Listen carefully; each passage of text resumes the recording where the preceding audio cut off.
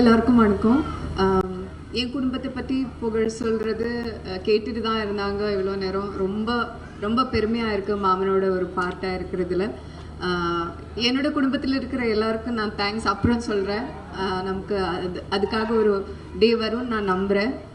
இன்றைக்கி கெஸ்ட்டாக வந்து எல்லாருக்குமே ரொம்ப ரொம்ப ரொம்ப தேங்க்யூ.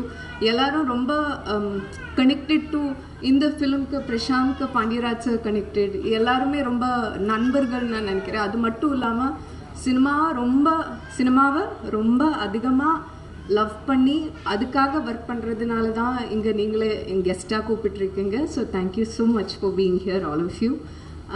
இந்த படத்துக்காக எல்லாரும் நீங்கள் ட்ரெய்லர் பார்த்துட்டு அதை பற்றி பேசும்போது எனக்கு ட்ரெய்லர் பார்த்துட்டு அந்த அழுக வருது அதெல்லாம் சொல்லும்போது அதுக்கு மட்டும் நான் இப்போ எனக்கு 2 பேரை எனக்கு மென்ஷன் பண்ணோம்.